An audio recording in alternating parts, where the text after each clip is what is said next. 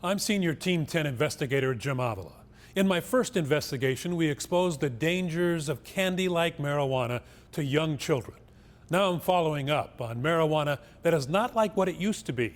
Legal retailers are making power-packed versions of THC oils, gummies, and even sodas that doctors say are highly addictive and causing actual brain damage in teenagers and young adults, like this young man who asked us not to use his name.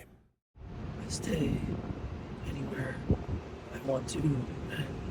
Some nights I even don't sleep. This is life as it has become for this young man, now in his early 20s, after an adolescence clouded by what his parents say was potent marijuana smoke and vape fumes, a dangerous combination nationally known medical experts are calling industrial-strength marijuana. At one point, it was daytime, nighttime, nonstop. And we'll never forget the day, it was sort of a mid-December.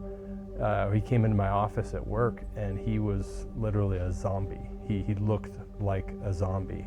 It's okay. Okay, so girl. Gone are the carefree days of life in San Diego, playing in the surf, a pilot's license at 16, an A student, accepted at a prestigious East Coast university, the firstborn, big brother to two siblings. Very sort of profound in, his thoughts. Had good friends, played, sports growing up, learned French at home, spoke 2 languages. So just a very bright kid. He was just a perfect child. He was happy. The change came quickly, they say, vaping THC oils that marijuana researchers say are many times stronger than the street corner weed of past generations. Teenagers' brains are not fully developed. The average human brain isn't fully developed or mature till your mid to late 20s.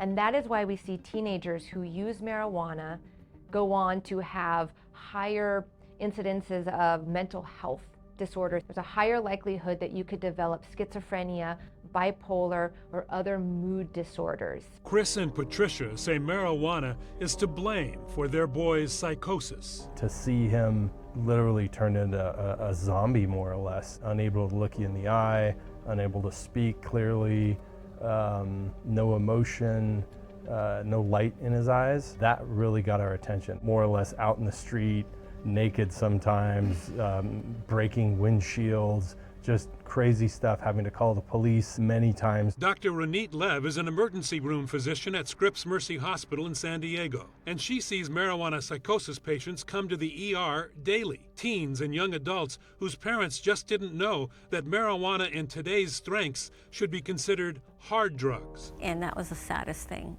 These are parents whose children became psychotic or died, cannabis-associated psychosis and suicide, and it's heart-wrenching because they had no idea and they wish someone told them. Samuel was a sweet child. He was graduation from high school. Adriana Ching's son, Samuel, is in the depth of psychosis today, hospitalized again over the holidays, lost to the days of the soccer-playing, self-taught pianist who brought her such joy. I never thought marijuana was that lethal or that dangerous. So you weren't afraid of it at the time? I was not. It was sort of the natural drug, right? I mean, how could it hurt us? It was the soft drug. Samuel's mom says his high school marijuana habit exploded during his first week of college when she got a call from the hospital. Samuel was admitted for psychosis. And when I first saw him, I could not recognize him. He did not make sense. Everything he said was very exaggerated, and he just did not know who he was. He thought he was a Hollywood rock star that was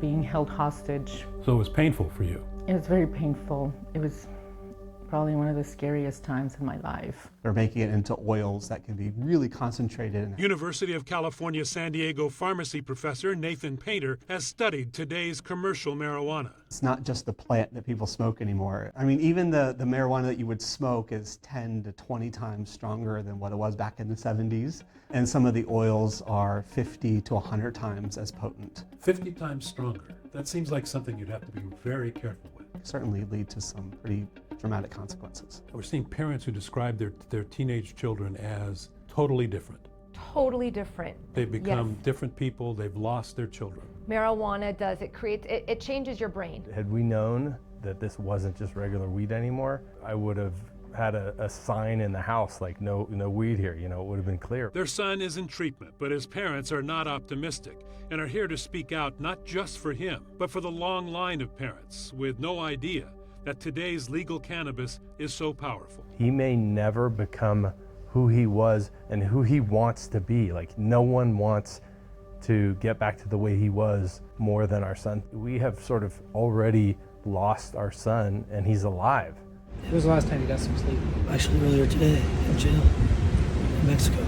Promising lives diminished, taken by the new generation of marijuana that doctors say is not just a weed anymore. Doctors studying the effects of marijuana on the brain say the legal highs found at local dispensaries need regulation, not the anything goes, no limits on the industrial strength weed being sold today. And they advise teenagers to avoid it altogether. With photographer Ray Higgins, I'm Jim Avila, Team 10.